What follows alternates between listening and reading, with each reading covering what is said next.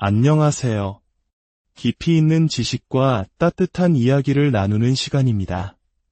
오늘 이야기가 여러분의 마음에 큰 울림과 위로를 주길 바라며, 만약 이 메시지가 여러분에게 은혜가 되었다면 구독과 좋아요를 통해 이 소중한 이야기를 더 많은 분들과 함께 나눠주시길 부탁드립니다. 여러분의 작은 관심이 누군가에게는 절실히 필요했던 희망의 빛이 될 수 있습니다. 혹시 성경을 한 번도 읽어보지 않으셨거나 읽어보려 했지만 너무 방대하고 어려워서 망설였던 분이 계신가요? 성경은 도대체 무엇에 관한 책일까? 이런 궁금증을 가져본 적이 있으시다면 오늘 이야기가 그 답을 찾는 여정의 좋은 시작이 될 것입니다. 성경은 한마디로 예수님에 관한 이야기입니다. 오래된 가족 앨범을 떠올려 보시면 이해가 쉬울 겁니다. 지금이야 모든 사진이 스마트폰 안에 들어있지만 예전에는 두툼한 앨범에 가족의 소중한 순간들을 한 장 한 장 채워 넣었죠.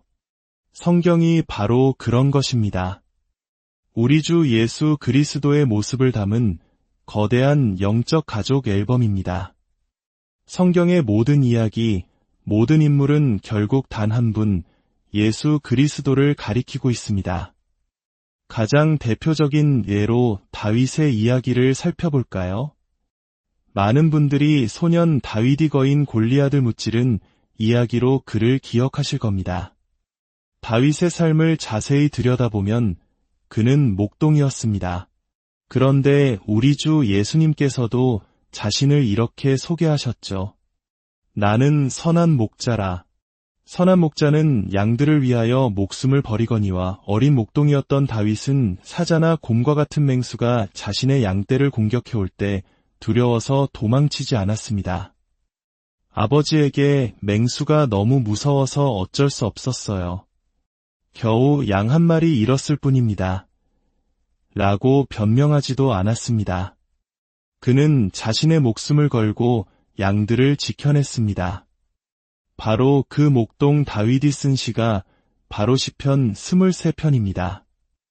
여호와는 나의 목자시니 내게 부족함이 없으리로다.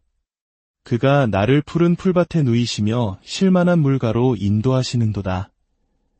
다윗은 드넓은 광야에서 홀로 양들을 칠 때에도 주님께서 항상 자신과 함께 하심을 알았습니다.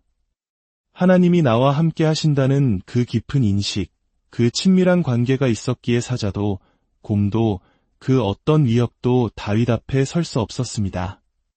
훗날 거인 골리앗이 이스라엘 군대 앞에서 조롱하며 위협할 때 다윗은 이렇게 외칠 수 있었던 겁니다.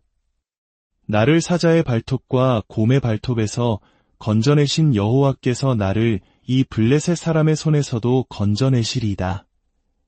보십시오. 싸움이 시작되기도 전에 그는 이미 승리를 확신하고 있었습니다. 이것이 바로 하나님과의 비밀스러운 역사를 가진 자의 담대함입니다. 하나님은 저 멀리 하늘에 계시다가 우리가 주일에 교회에 갈 때만 만나는 그런 분이 되길 원치 않으십니다. 하나님은 우리의 가장 평범한 일상 속에 삶의 모든 순간에 함께하며 우리의 친구이자 아버지가 되기를 원하십니다. 요셉의 이야기도 마찬가지입니다. 창세기에 이런 아름다운 구절이 나옵니다. 여호와께서 요셉과 함께 하심으로 그가 형통한 자가 되어. 그런데 이 말씀이 기록될 당시 요셉의 상황은 어땠을까요? 그는 형들의 미움을 받아 이집트의 노예로 팔려온 신세였습니다. 하지만 성경은 그가 노예였음에도 불구하고 형통한 사람이었다고 말합니다. 그가 하는 모든 일, 노예로서 맡겨진 아주 사소한 일까지도 하나님께서 번성하게 하셨기 때문입니다. 그가 토마토밭을 돌보면 토마토가 풍성한 열매를 맺었고, 그가 포도밭을 관리하면 그해 포도 농사는 대풍년이었습니다. 왜냐하면 주님께서 그와 함께 하셨기 때문입니다. 후에 요셉은 억울한 누명을 쓰고 감옥에 갇히게 됩니다. 원수는 그를 어떻게든 끌어내리려 했죠. 우리 삶의 우울, 낙심, 절망은 결코 하나님에게서 온 것이 아닙니다. 그것은 항상 우리를 억압하고 넘어뜨리려는 원수의 공격입니다. 하지만 놀랍게도 성경은 감옥에 있는 요셉을 향해서도 똑같이 기록합니다. 여호와께서 요셉과 함께 하시고 그에게 인자를 더하사 간수장에게 은혜를 받게 하심에 주님께서 당신의 삶에 함께 하시면 당신은 은혜, 즉 호의를 입게 될 것입니다. 세상의 모든 경쟁자들이 당신보다 더 나은 경험과 스펙을 가졌다 할지라도 하나님의 은혜가 임하면 당신은 단연 돋보이게 될 것입니다. 요셉은 형제들에게 버림받았지만 이방 세계인 이집트에서는 총애를 받았습니다. 이는 마치 예수님께서 자신의 백성인 이스라엘에게는 배척당하셨지만 이방인들에게는 기쁨으로 영접되신 것과 같습니다. 또한 요셉은 극심한 기근이 온 세상을 덮쳤을 때 이집트의 총리가 되어 전 세계에 양식을 공급하는 생명의 빵과 같은 존재가 되었습니다. 이처럼 지난 2000년간 예수님은 우리 모두에게 생명의 떡이 되어주셨습니다. 아멘. 성경 속 다윗의 삶, 요셉의 삶은 모두 예수 그리스도의 그림자이자 예표입니다. 이처럼 성경 전체가 한 방향을 가리키고 있는 것입니다. 그렇다면 이 모든 이야기의 중심에 있는 근본적인 질문으로 돌아가 봅시다. 왜 우리 인간에게는 고통과 슬픔, 그리고 결국 죽음이 찾아오는 것일까요? 우리가 장례식장에 갈 때마다 마음 한구석이 불편한 이유는 무엇일까요? 슬픔과 애도 속에서 우리 내면 깊은 곳에서는 무언가 잘못되었다는 본능적인 외침이 있습니다. 이것은 원래 계획된 것이 아니야. 인간이 세상에 태어나 70년, 80년, 길게는 100년을 살다가 결국 죽는다는 사실은 어딘가 부자연스럽게 느껴집니다. 성경은 그 이유를 명확하게 설명합니다. 바로 죄 때문입니다. 한 사람, 아담의 불순종으로 인해 죄가 세상에 들어왔고 그 죄의 결과로 사망이 모든 인류에게 왕 노릇하게 된 것입니다. 질병은 죽음이 시작되는 과정이며 두려움과 불안, 우울함 역시 하나님께서 태초의 에덴 동산에서 계획하셨던 풍요롭고 평화로운 삶과는 거리가 멉니다.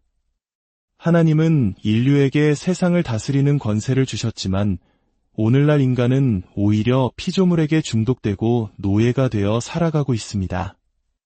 하나님은 거룩하신 분이기에 죄를 그냥 눈 감아주실 수 없습니다.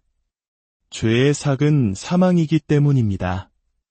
누군가는 그 빚을 반드시 갚아야만 합니다. 바로 이 지점에서 인류를 향한 하나님의 놀라운 사랑과 계획이 드러납니다. 하나님이 세상을 이처럼 사랑하사 독생자를 주셨으니 이는 그를 믿는 자마다 멸망하지 않고 영생을 얻게 하려 하심이라. 하나님께서는 죄의 빚을 갚을 능력이 없는 우리를 위해 당신의 가장 사랑하는 아들 예수 그리스도를 이 땅에 보내셨습니다. 그리고 예수님께서 십자가에서 우리의 모든 죄값을 대신 치르셨습니다.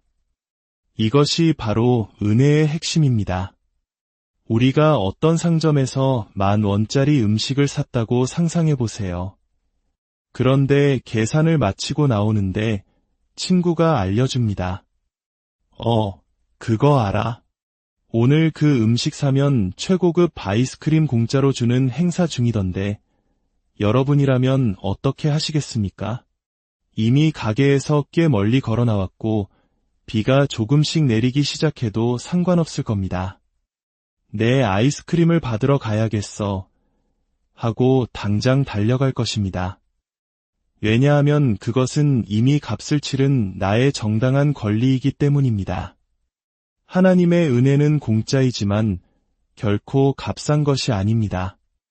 공짜라는 것은 누군가가 이미 그 값을 지불했다는 의미입니다.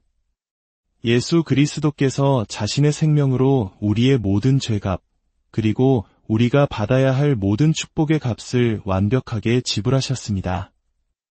로마서 5장 17절은 이 복음의 진수를 한 구절에 담고 있습니다. 한 사람의 범죄로 말미암아 사망이 그 한 사람을 통하여 왕 노릇하였은즉 더욱 은혜와 의의 선물을 넘치게 받는 자들은 한 분 예수 그리스도를 통하여 생명 안에서 왕 노릇하리로다. 아담 한 사람의 죄가 모든 인류에게 죽음을 가져왔다면 예수 그리스도 한 분의 의로운 행위는 더욱 넘치는 은혜와 생명을 가져왔습니다. 마치 당신이 누군가에게 1,000만 원의 빚을 졌는데 당신을 사랑하는 친구가 나타나 채권자에게 10억 원짜리 수표를 주며 내 친구를 위해 이 돈을 받으시오. 그리고 다신 그를 괴롭히지 마시오라고 말하는 것과 같습니다. 예수님의 희생은 우리의 죄 빚을 갚고도 남아서 우리를 오히려 풍요롭게 만드는 과잉 공급이었습니다. 이 구절은 우리에게 한 가지를 요구합니다. 바로 받는 것입니다. 하나님께서 주시는 넘치는 은혜와 값없이 주시는 위의 선물을 받기만 하면 됩니다. 유일한 하나님 앞에서 올바른 자격을 얻는 것입니다. 우리가 시험을 보지도 않았는데 예수님께서 대신 만점을 받아주셔서 우리에게 A+ 성적표를 주시는 것과 같습니다. 이 선물을 받는 자는 그 결과로 생명 안에서 왕 노릇하게 될 것이라고 성경은 약속합니다. 더 이상 죄의 노예가 아니고 중독에 끌려다니지 않으며 두려움이나 환경의 지배를 받지 않는 삶입니다. 상황 아래에서 눌려 사는 인생이 아니라 상황 위에서 다스리는 왕 같은 삶을 살게 되는 것입니다. 하나님은 당신을 바로 그런 존재로 여기십니다. 당신의 가치는 당신이 가진 것이나 당신이 이룬 것으로 결정되지 않습니다. 하나님이 당신을 위해 자신의 아들을 내어주셨다는 사실 자체가 당신의 가치를 증명합니다. 하나님은 당신의 머리카락 숫자까지도 다 세고 계신다고 말씀하십니다. 당신의 지문이 이 세상의 유일한 것처럼 당신은 대체 불가능한 소중한 존재입니다. 당신이 겪는 아주 작은 아픔과 필요까지도 전지전능하신 하나님은 모두 알고 계시며 도울 능력이 있으십니다. 만약 당신이 이 왕 같은 삶을 살기 원하신다면 지금 이 선물을 받으십시오. 제가 여러분을 위해 기도하겠습니다. 마음을 다해 저를 따라 기도해 주십시오. 하나님은 속삭이는 작은 기도 소리도 들으십니다. 하늘에 계신 아버지 하나님, 이 놀라운 복된 소식을 듣게 하시니 감사합니다. 저의 모든 죄에도 불구하고 아버지께서는 독생자 예수 그리스도를 보내시어 저의 모든 죄를 위해 십자가에서 죽게 하셨음을 믿습니다. 예수님께서 저의 모든 심판과 저주를 짊어지셨기에 저는 다시는 정죄함이 없음을 믿습니다. 또한 예수님께서 사흘 만에 죽은 자 가운데서 다시 살아나심으로 저의 모든 죄가 사해졌고 사망이 더 이상 저를 주장할 수 없음을 선포합니다. 이제 예수 그리스도를 저의 구주와 삶의 주인으로 영접합니다. 예수님의 이름으로 기도합니다. 아멘. 이 기도를 함께 하셨다면 당신은 이제 그리스도 안에서 새로운 피조물이 되었습니다. 이전 것은 지나갔으니 보라 새 것이 되었습니다. 두 손을 드십시오. 사랑하는 여러분, 주님께서 이번 한 주간 당신과 당신의 자녀, 그리고 사랑하는 모든 이들을 축복하시기를 원합니다.